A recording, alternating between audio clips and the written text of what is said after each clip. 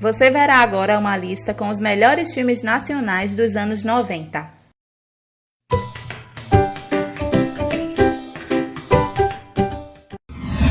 Na sexta colocação temos o filme Césio 137, O Pesadelo de Goiânia, dirigido por Roberto Pires.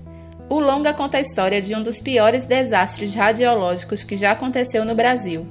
A contaminação teve início em 13 de setembro de 1987, quando uma cápsula radioativa foi encontrada por 2 sucateiros.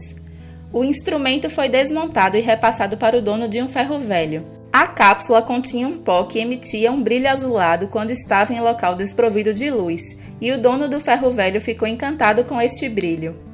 Ele acabou mostrando a descoberta para sua esposa e distribuiu o pó entre familiares e amigos.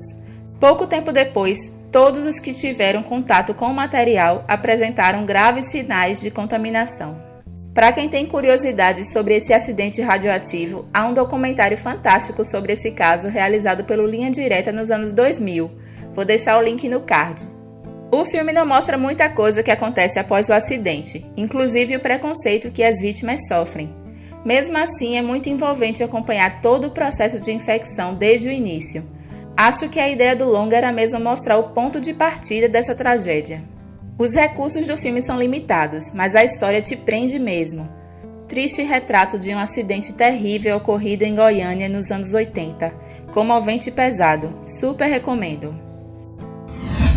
Em quinto lugar, temos o longa O Que É Isso, Companheiro, dirigido por Bruno Barreto.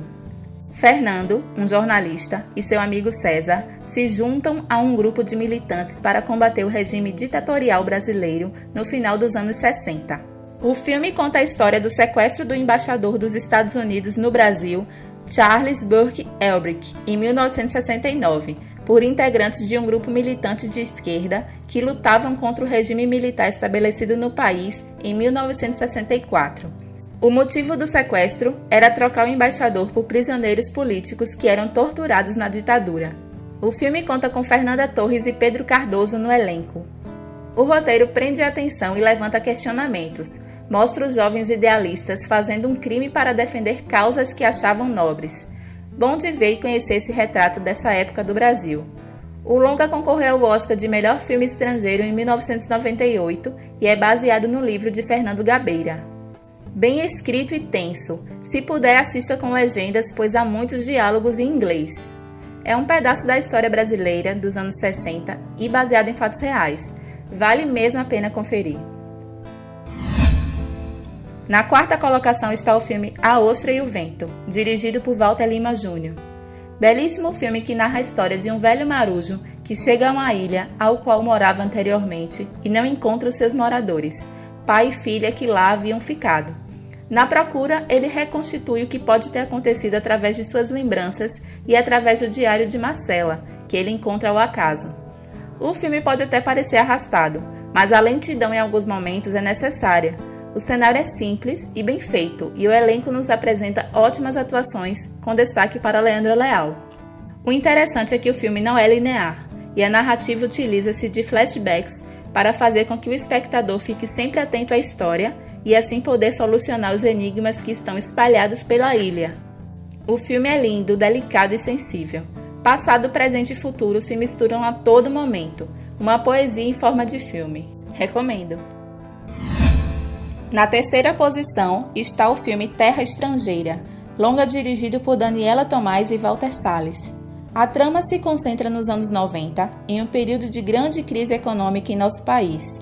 O filme é uma coprodução do Brasil e de Portugal, vencedor de alguns prêmios no exterior.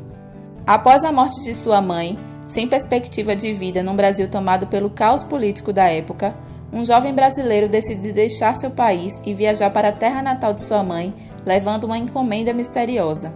Em Lisboa, ele conhece Alex, brasileira namorada de Miguel, todos envolvidos num esquema de contrabando que vai tornar suas vidas um pesadelo. Achei que o longa demorou um pouco para me envolver, mas em meia hora de filme você está encantado com esses personagens melancólicos e perdidos, buscando pertencimento. O filme conta com Fernanda Torres no elenco. A fotografia em preto e branco torna a obra ainda mais incrível. O encerramento desse longa é forte e ao mesmo tempo sutil. Um grande filme. Na segunda posição temos o filme Guerra de Canudos, dirigido por Sérgio Rezende. No sertão da Bahia, por volta de 1860, um homem chamado Antônio Vicente Mendes Maciel, mais conhecido por Antônio Conselheiro, parte pelo sertão coletando seguidores com a oposição da Igreja Católica e da elite brasileira. Em 1892, Antônio Conselheiro funda o Império do Belo Monte em Canudos, com 20 mil seguidores, possuindo um governo independente com leis próprias e valores morais. O governo federal se sente ameaçado e envia uma primeira expedição para lutar em Canudos. O longa conta a trajetória de uma família que se vê envolvida com os seguidores de Antônio Conselheiro e desenvolvem opiniões conflitantes sobre o líder do movimento de Canudos. Apesar de ser um filme longo, ele se mantém bem dinâmico. A fotografia é ótima, as personagens femininas têm características fortes da mulher do sertão nordestino. O longa conta com José Wilker, Cláudia Abreu, Marieta Severo e Selton Mello no elenco. Um ótimo filme, o roteiro se desenvolve bem e soube costurar a ficção com a história. Ótimo relato sobre uma das mais marcantes guerras nacionais. Vale a pena assistir. Em primeiro lugar está o longa Central do Brasil, dirigido por Walter Salles. O filme conta a história de uma ex-professora de escola e um menino cuja mãe acabou de morrer. Mesmo a contragosto, Dora acaba acolhendo o menino.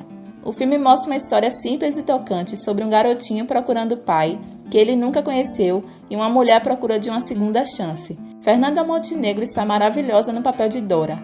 A química entre os personagens principais é incrível. O filme foi indicado a diversos prêmios. Foi indicado ao Oscar de Melhor Atriz e Melhor Filme Estrangeiro, ganhou o Globo de Ouro e Urso de Ouro de Melhor Filme Estrangeiro, entre tantos outros. Sem sombra de dúvidas, um dos filmes mais lindos e humanos que já vi na vida, carregado de amor e esperança. A forma como os personagens se transformam ao longo da narrativa é de uma beleza única. Difícil não derramar lágrimas em diversos momentos dele. Você se envolve tanto com a história e com os personagens que é impossível não sentir empatia por eles. Sem dúvida, um filme maravilhoso. E aí, gostou da lista? Deixa um comentário aqui embaixo. Obrigada por assistir esse vídeo.